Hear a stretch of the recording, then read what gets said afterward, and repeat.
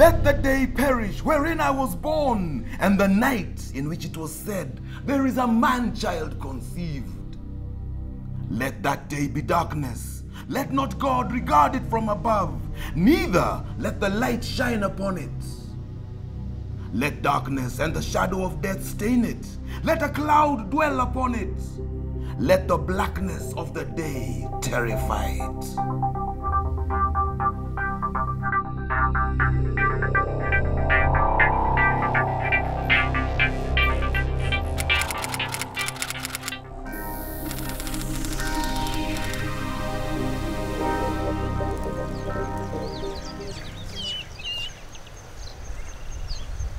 New Scotland Yard detective John Troon had two main theories as to the motive for the murder of Kenya's Minister of Foreign Affairs, Robert Ouko: the Washington trip row and corruption over the Kisumu molasses project. Neither of them stands up to scrutiny. In the light of evidence uncovered since, they are totally discredited. But these were not the only avenues of inquiry that Troon investigated. I kept saying to Robert, I remember before this happened, before he died, Robert, what the hell are you doing about corruption? And I remember his last statement to me, Norman, my file is almost ready for presentation to the President. I've had a lot of work to do. And every time I think we've come to an end, I'm going to hand it in, something else crops up. And I've been adding it in. And it's almost ready, and I'm going to hand it over to him quite soon. The allegations of corruption and serious mismanagement that we are sure Ouko was concerned about center on what was then the Kisumu Municipal Town Council. It was here that there were scams involving land running into tens of millions of shillings that the minister was determined to investigate. Was this, rather than a report on the Kisumu molasses project, the corruption report Ouko was really working on before he was murdered? The allegations were against the town's former mayor, George Okalo, along with councillors and officials, over the diversion of Durham monies. They also involved the repossession of houses for supposed non-payment of rent or mortgages. These homes were allegedly dished out to council members, their families and friends. But this was only one part of the corruption on a shocking scale in the Kisumu area that Dr. Ouko was investigating. Okalo was also being investigated over the disappearance of 38 million shillings that had been loaned to the town council by the World Bank. Millions of shillings for water development projects had also gone missing. Dr. Ouko wanted these reports published and handed to the police. But Troon dismissed local corruption as a motive for Dr. Ouko's murder. All these issues were coming in and putting towards my way, and I knocked them off one by one. The favourite one was the corruption in Kisumu on projects, which was a small, local government issue, where it was pushed my way that he must have been murdered by those who was investigating in relation to the corruption of the local authority. In fact, they'd even placed the file in a convenient spot for me to find, so that I would look at that and say, well, of course, this is a motive. Well, I did look at it to a motive, but I eliminated it quite quickly. Troon's view of this is odd. The Kisumu Council corruption issues were hardly small. The figures we're talking about would be the equivalent today of 1.2 billion shillings or $12 million.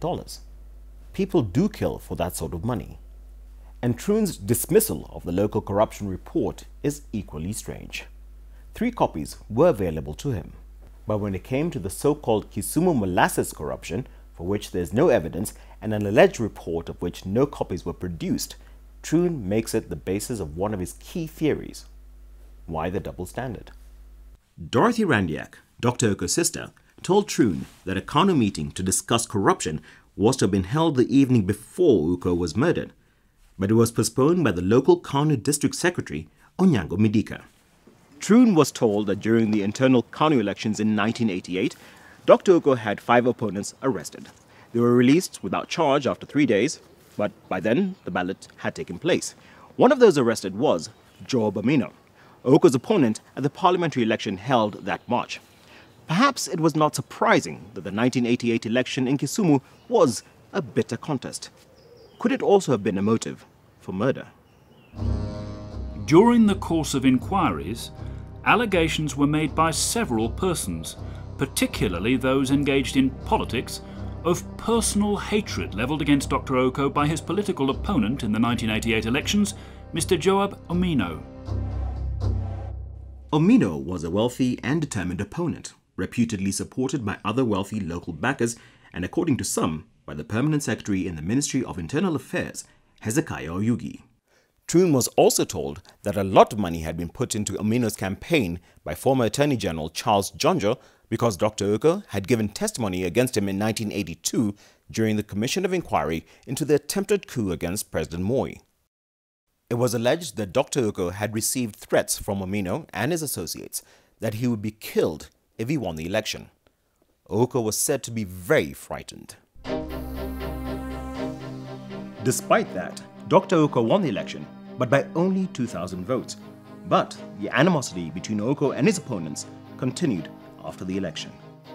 Allegations were made that Omino and his associates plotted to harm Dr Ouko, conspired to harm his property at Nyahira, spreading rumours to discredit Dr Ouko, particularly concerning his family differences. But Troon dismissed local corruption and political infighting as motives for Dr Ouko's murder. He accepted there were ill feelings towards Dr Ouko from local political opponents, but found no evidence that any of them were involved in his murder. But Troon did have doubts about Joab Omino's alibi. Whilst I cannot say at this stage if Omino has any knowledge of the death of the minister, I cannot fully satisfy myself as to his movements at the material time. For the evenings of the 12th and 13th of February, Omino said he was at the Serena Hotel in Nairobi between approximately 6:15 p.m. and 8:30 p.m. and he had a witness to prove it. Mr Moses Wetangula, an advocate of the High Court and a friend of Omino, states that he was with Omino between approximately 6:15 p.m. and 8:30 p.m. on both the 12th and 13th of February at the Serena Hotel, Nairobi. But this doesn't give Omino an alibi for the morning that Dr Ouko was murdered. He could have easily have driven the 5.5-hour journey from Koro to Nairobi to being in the Serena Hotel in time to be with Moses Wetangula. And on the morning of the 13th of February, the morning that Dr Robert Ouko was murdered, Joab Omino failed to turn up to a meeting at the National Bank of Kenya in Nairobi. Joab Omino did not have a sufficient alibi for the day that Ouko was murdered. Joab Omino denied any involvement in the personal campaign against Dr Ouko or of any serious rift between them. The local political divisions even ran through Dr Ouko's family. In the 1988 election campaign, Joab Omino's supporters spread the story that Dr Ouko had not helped his brother Barrack Mbajah get the government job he wanted. If Ouko cannot help his own brother, his opponents asked Kisumu voters, how can he help you? Some even said Mbajah had campaigned for Omino. In the last elections, which were in 1988, Barrack openly canvassed against my husband during the campaign.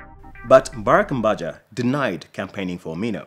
However, that there were bitter and long-running disputes in the Ouko family is without doubt. Dorothy Randiak cited the cause of the row between Ouko and Mbajah. In 1985, the following happened. Barrack was working as Deputy PC in Nakuru in the Rift Valley province. From there, he was transferred to Deputy Secretary at the Attorney General's office. He did not want this move, and he blamed it on Robert because he had ambition to become Provincial Commissioner. Christabel Ouko's testimony supported Randiak's story. It has been common knowledge that my husband and his brothers Barrack and Collins were not speaking to each other, and there was a serious situation between them, and that conflict existed between them. At the time of my husband disappearing, the conflict still existed. But Barrack Mbajah told Troon that at the time of Dr Ouko's murder, they were on good terms and there was no bad feelings between them. But even Barrack Mbajah's wife Esther said otherwise. Up until the time of Robert's death, the relationship between Robert and Barrack remained the same. They had not settled their differences. Dr Ouko's mother, Susan Seder, was also drawn into the family conflict. This time, it involved one of Dr. Ouko's other brothers, Collins Seda.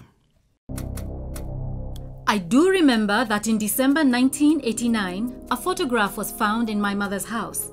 It was a photograph of a family group, including my mother, my father, and Collins.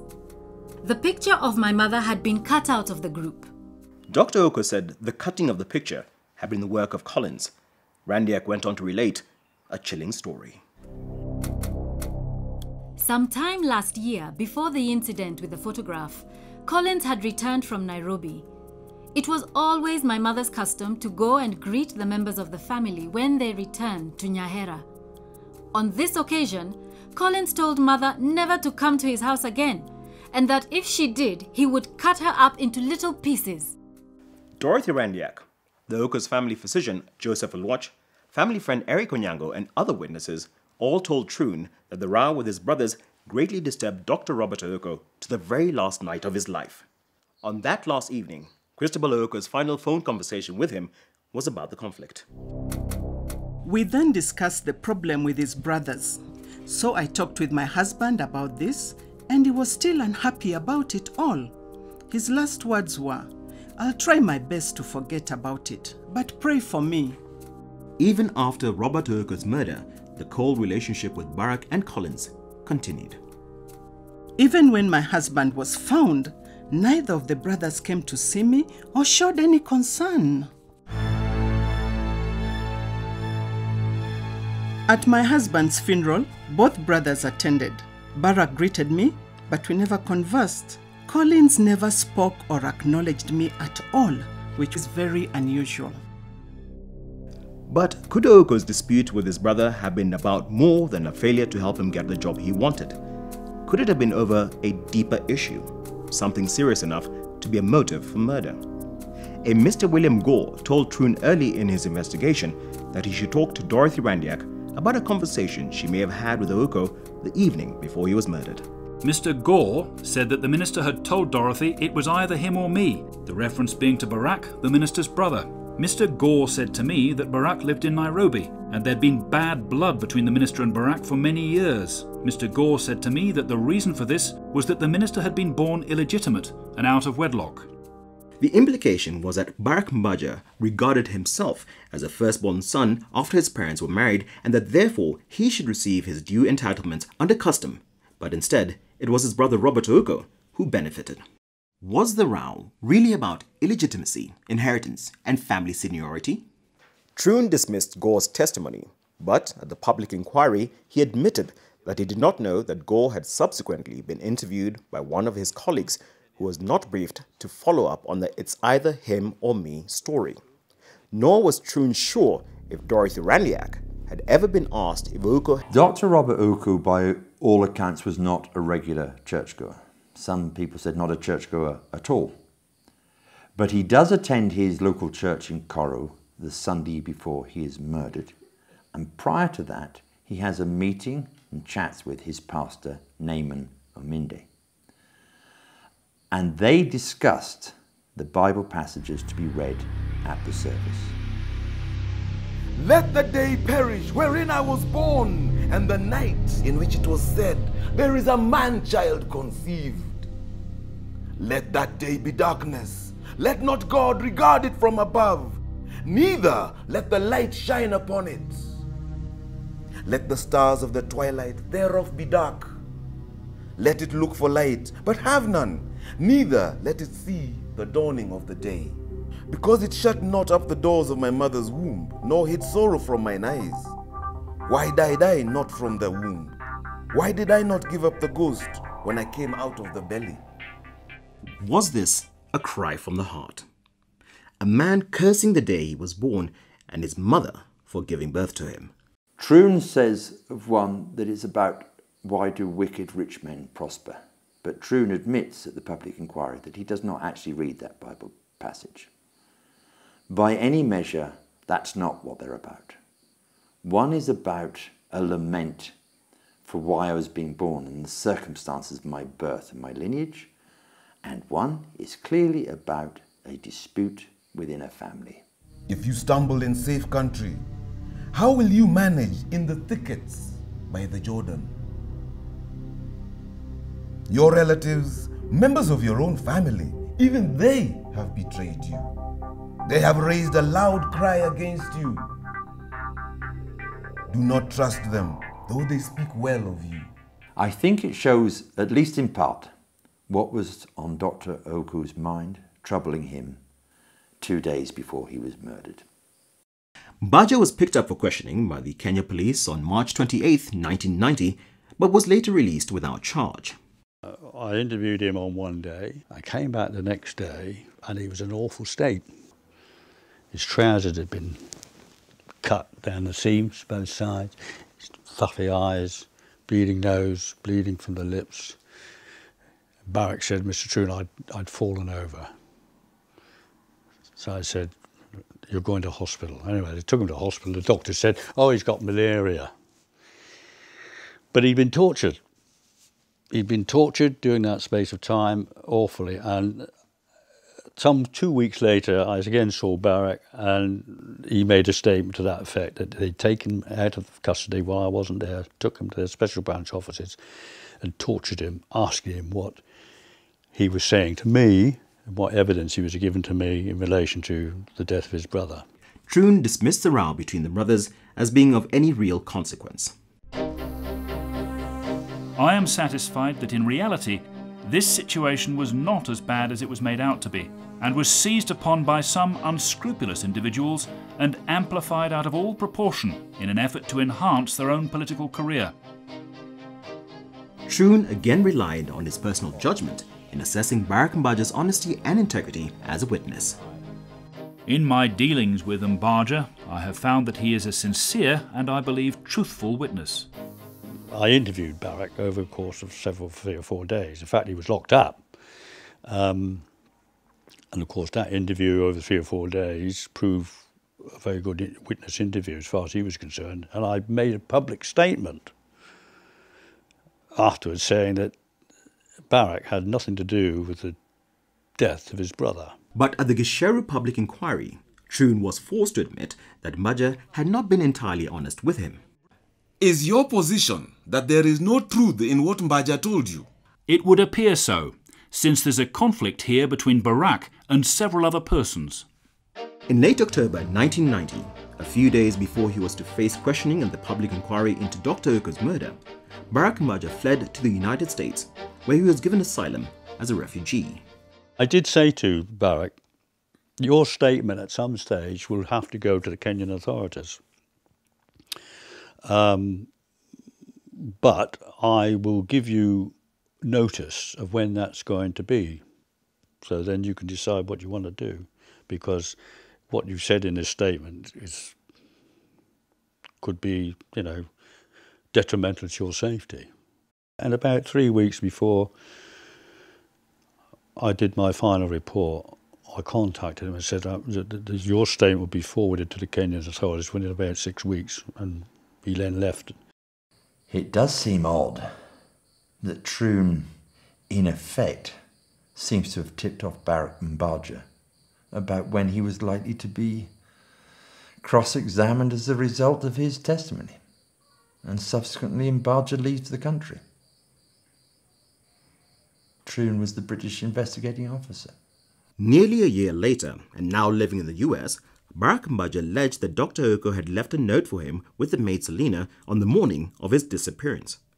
In it, the minister allegedly named his abductors.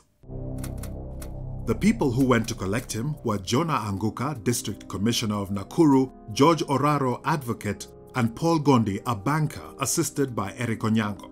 They collected my brother in the morning of 13th February 1990, with instructions that they were going to hand him over to Oyugi, who was waiting for him, and Minister Biwott. But Mbajah had never mentioned the note or this allegation before in his written statements to Troon, or when being questioned by the Kenyan police. It would also seem very unlikely that Ouko's abductors would have allowed him time to return to his house to write a message. Even if they had, would the minister have asked his maid to pass it on to his brother, with whom, by all accounts, he was hardly on speaking terms at the time? The alleged note was never produced or found. Mbajah never faced cross-examination in open court, or at the public inquiry, or the Parliamentary Select Committee, or the TJRC. But the row in the wider Ouko set of family was not the only domestic concern Dr. Ouko had just before his murder. His wife Christabel explained. About a month or two ago, we were in Nairobi and had been out to dinner. We had a happy evening. When we got home, my husband said that something had been bothering him for some time. He then said that in a moment of weakness, he had had an affair with another woman, and there was a child as a result of this. He said he wanted to get it off his chest. I had no previous knowledge of this. This may have been 2 months ago. The other woman was Herine Violus Ogembo. In May 1983, Herine Ogembo gave birth to a daughter who Dr. Ouko acknowledged was his and made monthly payments to support the child. It would appear that the relationship was close, and the minister would at times either take Miss Ogembo on official visits abroad or arrange her travel to meet him at selected venues. The relationship was apparently open, and many of his close friends and colleagues knew of their association. Shortly before he was murdered, there was evidence that Dr. Ouko's relationship with Violus Ogembo may not have been his only moment of weakness. Not long after her husband had confessed about Violus Ogembo, Mrs. Ouko received another call. Sometime after this, I had a telephone call one night when my husband was working late, from a woman who asked where my husband was, as she was his wife. She said she was his wife. I said I was his wife also, and we spoke for a little while, and she put the phone down. And a week before Dr. Ouko went to Washington, Mrs. Ouko received yet another call about 6 o'clock one evening. The person was a woman. I asked her to repeat the name, but she said, "Never mind. I'm the co-wife, and I have 2 children of your husband. Tell him to look up his children. I'm going to make life very difficult for you." I said, "Why don't you tell him yourself?" She said, "I don't see much of him." She then put the phone down. Dr. Ouko told his wife and his sister Dorothy that he thought his brothers Barrack and Collins were behind the harassing calls. According to Christabel Ouko, Dr. Ouko's mistress, Violus Ogembo, had received a visit from Barrack Mbajah. The lady my husband had the affair with said Barrack had been to see her and had said to her, "Why don't you bring the child home? Because me, was a bad person." But did Mrs. Ouko have further cause for concern? Troon discovered that just before he was murdered, Dr. Ouko was changing his will and was attempting to buy 153 acres of land bordering his farm in Koru. Both were being handled by Ouko's lawyer, George Oraro. Ouko had actually seen him the day after his return from Washington to discuss the matter. Herine Ogembo told Troon that she too had heard of Ouko's plans when she had a phone call from an unknown woman 10 days before the minister disappeared.